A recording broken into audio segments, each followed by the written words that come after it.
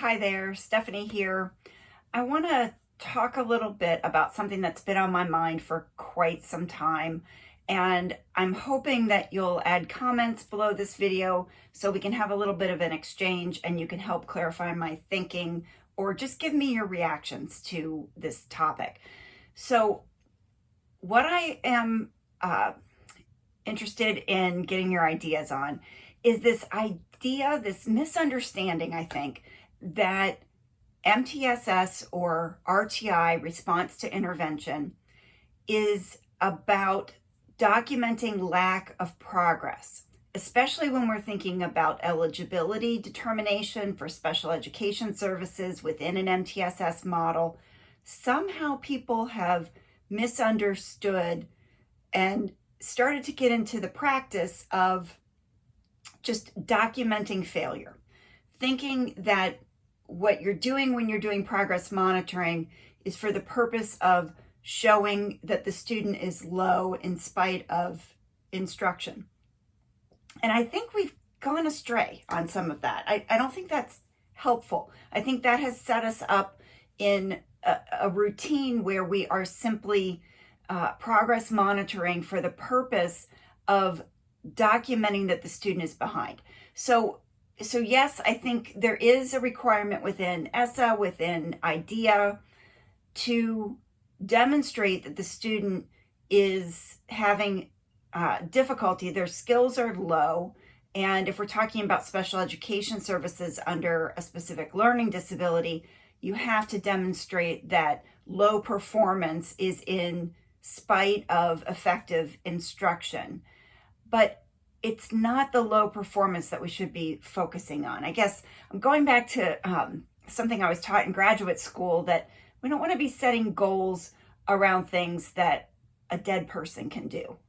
I know that sounds strange, but we need to not think about lack of progress. That's not what we're going for. We're doing response to intervention.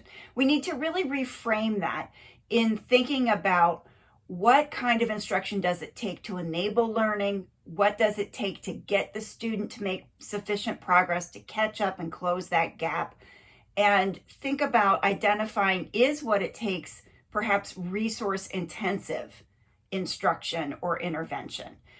Because when we focus on lack of progress, if that becomes the goal, if that's what we're working towards, if that's what we're measuring, there are some unintended negative outcomes that come with that.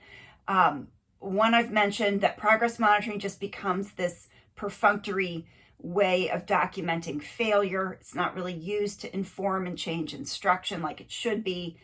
We set up an incentive for there to be lack of progress, an incentive in sort of a warped way for the student not to make progress. They're going to get more help, theoretically, if they don't make progress. And that's incentivizing the wrong kinds of structures and systems.